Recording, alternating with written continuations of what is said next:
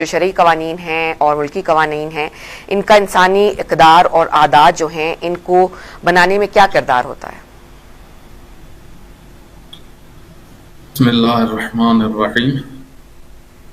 میں سب سے پہلے آپ سب عزیزان کی خدمت میں سلام عرض کروں گا، اور تمام ناظرین جو دیکھ رہے ہیں ہدایت ٹی وی کو، اللہ سبحانہ و تعالیٰ ان سب کو صحت و سلامتی عطا فرمائے۔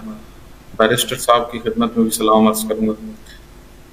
اس حوالے سے جو بیرسٹر صاحب نے بیان کیا کہ قوانین کا موضوع اپنی جگہ پہ بہت زیادہ اہمیت کا حامل ہے، اور پاکستان جیسی سرزمین کے جہاں پہ ہم دیکھ رہے ہیں کہ یا قوانین موجود ہی نہیں ہیں بہت سارے مسائل کے متعلق، یا اگر موجود ہیں تو ناقص قوانین ہیں، یا ان میں کسی نہ کسی قسم کا حکم پایا جاتا ہے، اور اگر ہم دیکھتے ہیں کہ قانون موجود ہیں تو ان کو نافذ نہیں کیا جاتا، جس کی وجہ سے ہمارا معاشرہ بعض اوقات جنگل نما نظر آتا ہے، کیونکہ جنگلوں میں قانون نہیں ہوتے، جو اپنی مرضی سے جو کچھ کرتا رہے، جس طرف لے جائے معاشرے کو، جس طرف ڈھال دے معاشرے کو۔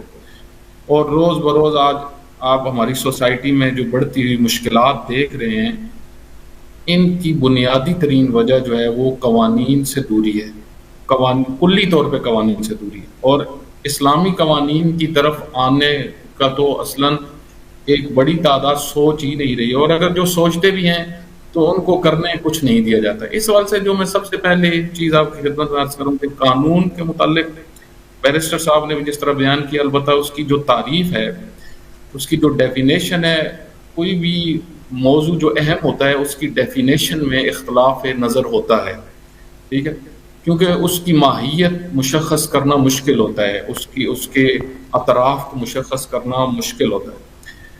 قانون کلی طور پہ اصل میں ایک ہے فلسفہ قانون، ایک ہے خود قانون۔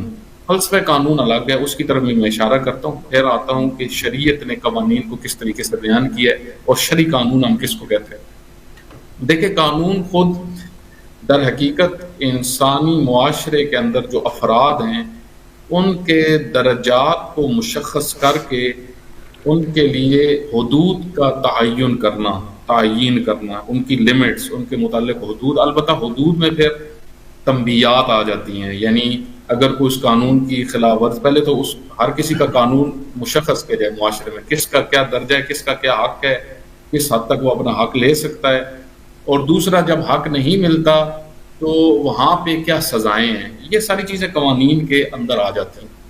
البتہ یہ میں نے ایک اشارتاً تعریف آپ کی خدمت میں عرض کی۔ فلسفہ قانون جس طرح بیرسٹر صاحب نے بیان کیا، معاشرے کو امن کی طرف لے کے آنا، معاشرے کو تکامل کی طرف لے کے جانا، معاشرے کو آگے بڑھانا، معاشرہ پرسکون ہو، معاشرہ جو ہے وہ ایک دوسرے کے جب حقوق ادا کرتا ہے، ایک دوسرے کے متعلق جو قوانین ہیں ان کا جب خیال رکھتا ہے تو سعادت کی طرف آتا ہے۔ تو در حقیقت فلسفہ قانون جو ہے وہ سعادت ہے معاشرے کی، معاشرہ سعید ہو، شقی نہ ہو، معاشرہ عزیز ہو، ذلیل نہ ہو، معاشرہ امن ہو، بے امن نہ ہو، ٹھیک ہے، معاشرے میں سکون ہو، بے سکونی نہ ہو۔ یہ فلسفہ قانون میں بہت ساری چیزیں آ جاتی ہیں، ان میں سے میں نے چند کی طرف اشارہ کیا۔ آپ دیکھیں کہ سب سے پہلا ایک جو مطلب ہمارے سامنے آتا ہے کہ قانون کی جب آپ بات کرتے ہیں تو اس میں یہ کہ قانون کس کی طرف سے ہونا چاہیے اور حق کے قانون کون رکھتا ہے، قانون کون بنا سکتا ہے، حق کے قانون کون رکھتا ہے۔ دیکھیں نا، کچھ حقوق آپ کے ہیں، کچھ میرے حقوق ہیں، ہر کسی کے کچھ نہ کچھ حق ہے۔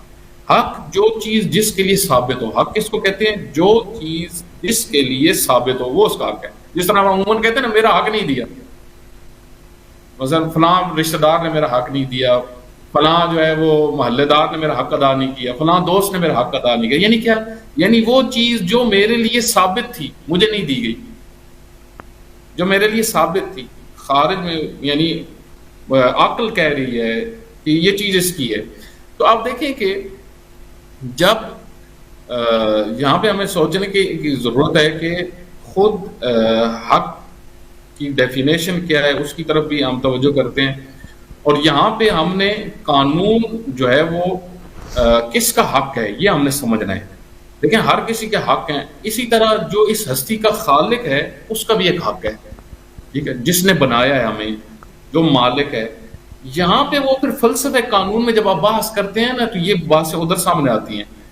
آج کے معاشرے میں کیونکہ جو مغربی سرزمین ہے وہاں پہ آپ دیکھیں فلسفہ بدل چکا ہے، مادیت کا فلسفہ ہے، وہاں پہ الہی فلسفہ ختم ہو چکا ہے، انسان کو اصل قرار دیا گیا ہے، خداوند متعال کی ذات کو فراموش کیا گیا ہے. خدا کا انکار، الہادی تفکر پوری دنیا میں پھیل رہا ہے. الہادی تفکر الہادی قانون لے کے آتا ہے، ٹھیک ہے، یعنی وہ شخص جو ملحد ہوگا، وہ شخص جو دہری ہوگا، جو خدا کے وجود کو قبول نہیں کرتا یا شک کرتا ہے اللہ کے وجود کے متعلق، وہ معاشرہ یا وہ شخص وہ پھر قوانین بھی ویسے ہی بنائے گا جہاں پہ خدا نہ ہو. اب ہم نے جو یہ اس نظریے کو قبول کرتے ہیں کہ اس ہستی کا خالق خدا ہے، رب خدا ہے، مالک خدا ہے، اس نے بنایا اور یہ خود کچھ نہیں بنا، سب کچھ بنایا گیا ہے اور بنانے والا ایک ہے، وہ وحدہ لا شریک له. اب اس وحدہ لا شریک اللہ کے کیا حق ہیں، اس کے کیا حق ہیں جو بندوں کی گردن پہ. تو ایک حق جو اللہ کی ذات کا اس کے لیے ثابت ہے وہ یہ کہ جس کو اس نے بنایا ہے اس کے متعلق قانون بھی اسی نے بنانا ہے، ٹھیک ہے. یہ جو ہم قرآن کریم میں اللہ کی ربوبیت کا عنوان ڈسکس کرتے ہیں کہ اللہ رب ہے، دیکھیں اللہ کی مختلف صفات ہیں، اللہ خالق بھی، اللہ مالک بھی، اللہ رب بھی. ہم قرآن میں اللہ کے اسماء پڑھتے ہیں، ان اسماء کے اندر اللہ کے راز ہیں. رب کا جو اللہ کا اسم ہے یہ در حقیقت اس معنی میں ہے کہ وہ صاحب اختیار ہے، ہمارا صاحب اختیار اللہ ہے، وہ رب ہے. اس وجہ سے فرعون کے مقابلے میں جو حضرت موسیٰ علیہ السلام آئے تھے وہ کیوں آئے تھے؟ کیونکہ فرعون کہتا تھا میں صاحب اختیار ہوں. تو حضرت موسیٰ نے فرمایا تم صاحب اختیار نہیں ہو، تم نے ان کو غلام، جس طرح بیرسٹر صاحب نے بات کی نا انسان آزاد ہے، یہ آزادی کا مفہوم بڑا مہم ہے دین کی نگاہ میں. آزادی کو سمجھنے کی ضرورت ہے، یعنی انسان آزاد ہے تو پھر آزاد ہے، نہیں ہے کہ کسی کا غلام ہے. آزاد تو پھر واقع نہ آزاد، آزاد یعنی صرف اللہ کا بندہ، صرف جس نے اس کو خلق کیا ہے اس کے ماتحت ہوگا یہ. اچھا اب جب انسان آزاد ہے تو اب اس کی آزادی کو کون کنٹرول کر سکتا ہے؟ میں کر سکتا ہوں، آپ میں سے کوئی کر سکتا ہے، ہم سے کوئی بڑا معاشرے کا شخص ہو جس کا اثر و رسوخ ہو یا مالدار وہ کر سکتا ہے، ان کے پاس حق ہے، یا جس کے پاس زیادہ پاور ہو سوسائٹی کی اس کے پاس حق ہے یہ کہ وہ ہمیں کنٹرول کرے. نہ، اللہ فرماتا ہے میں رب، میں قانون بناؤں گا تمہارے، قانون میری طرف سے. اب قانون جب اللہ کی طرف سے ہے تو آپ دیکھیں شیعہ کا یہاں پہ جو نقطہ نظر ہے وہ بڑا مہم ہے کہ وہ شیعہ یہ کہتے ہیں کہ قانون جو اگر اللہ کی طرف سے ہے، جس طرح قرآن میں اللہ نے قوانین بیان کیے، تو قانون کا نفاذ بھی اللہ کی طرف سے ہوگا. اور وہ نفاذ کس طرح ہوگا؟ اللہ امام بناتا ہے، رہبر بناتا ہے. اس وجہ سے شیعہ کا یہ نقطہ نظر ہے کہ حاکم بھی صرف اللہ کی طرف سے معین ہوگا، ٹھیک ہے. یہ وہ تھیوری ہے جس کے اوپر تشیع نے پوری تاریخ میں قربانیاں دی ہیں کہ حاکم بھی اللہ کی طرف سے. اہل سنت برادران جو ہے وہ یہ کہتے ہیں کہ قانون جو ہے وہ اللہ کی طرف سے ہے، جس طرح قرآن کریم. حاکم کا حق اللہ نے لوگوں کو دیا ہے، شورا کے ذریعے سے بناؤ یا جو بھی وہ کہتے ہیں. اس حوالے سے ان کے چند نقطے نظر ہیں جن میں سے معروف یہ ہے کہ وہ کہتے ہیں کہ شورا کے ذریعے سے حاکم کا انتخاب ہو. اب توجہ کریں، میں بات کو کلوز کرتا ہوں. اب جس وقت اللہ کا یہ حق ہے قانون بنانا، تو معاشرے کے اندر دیکھیں جو قوانین ہوتے ہیں وہ ہر قسم کے قوانین کی ضرورت ہے، اخلاقی قوانین کی ضرورت ہے. اسی طریقے سے معاشرے کے اندر آپ نے امن و امان بحال رکھنا ہے، اس کے لیے قوانین کی ضرورت ہے. حدود ہیں، تعزیرات ہیں، سزائیں ہیں، یہ سب قوانین ہیں. حدود، تعزیرات، مثلا کوئی قتل کرے اس کی سزا کیا ہے، اچھا کوئی چوری کرے اس کی سزا کیا ہے، کوئی جو ہے مثلا زنا کرتا ہے اس کی سزا کیا ہے، کوئی معاشرے میں فحاشی پھیلاتا ہے اس کی سزا کیا ہے، کوئی معاشرے کو بد امن کر رہا ہے، بے امن کر رہا ہے، ہر لحاظ سے اخلاقی لحاظ سے ان کی سزائیں کیا ہیں. یہ حدود اور تعزیرات میں یہ وسیع ٹاپک، یہ سب قوانین، یہ سب شرع لکم. قرآن کریم نے جو بیان کیا میں آیا آپ کی خدمت میں تلاوت کر سکتا. یہ جو ہم تعبیر استعمال کرتے ہیں شریعت کی، یعنی قوانین. آپ دیکھیں اللہ سبحانہ و تعالیٰ نے قرآن کریم میں خود شریعت کی تعبیر استعمال کی چند مقامات پہ. ان میں سے ایک جو ہے وہ سورہ شورى کی آیت نمبر 13 ہے. شرع لکم من الدین ما وصى به نوحا والذی اوحینا الیک وما وصینا به ابراہیم وموسى وعیسى ان اقیموا الدین ولا تتفرقوا فیہ کبر علی المشرکین ما تدعوهم الیہ اللہ یجتبی الیہ من یشاء ویہدی الیہ من ینیب. توجہ کریں، شرع لکم من الدین، اللہ نے تمہارے لیے دین کی قوانین رکھے ہیں. شریعت یعنی قانون. اللہ نے دین رکھا ہے جس کے اندر شریعت ہے، اور شریعت کے اندر قوانین ہیں. وہ قوانین اللہ نے تمہارے لیے بھی رکھے ہیں اے پیغمبر گرامی، جس طرح سے آپ سے پہلے والی امتوں کے لیے تھے. جس طرح بیرسٹر صاحب نے بھی بیان کیا نا کہ کوئی نسل بھی قانون سے خالی نہیں رہی پوری تاریخ میں. جب سے انبیاء ہیں، انبیاء اول سے ہیں.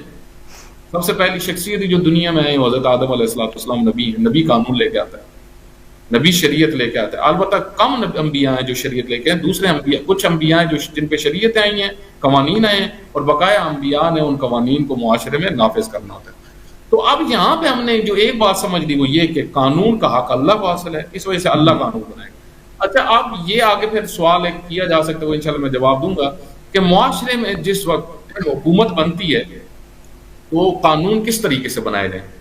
آیا قرآن کریم سے سارے قوانین لیے جا سکتے ہیں؟ جہاں تک لیے جا سکتے ہیں وہ تو لیے جا سکتے ہیں، لیکن آج ہمارے معاشرے میں بہت سارے مسائل ہمیں پیش آتے ہیں کہ جو ہمیں باتیں قرآن میں نظر نہیں آتی. مثلا آپ دیکھیں بزنس کے بہت سارے، ٹیکنالوجی کے لحاظ سے آج انٹرنیٹ کی دنیا ہے، بہت سارے ایسے بزنس بن چکے ہیں، ایسے لین دین بن چکے ہیں. چوری کا عنوان الگ ہو چکا ہے، قبضے کا عنوان الگ ہو چکا ہے، موضوعات بدل چکے ہیں.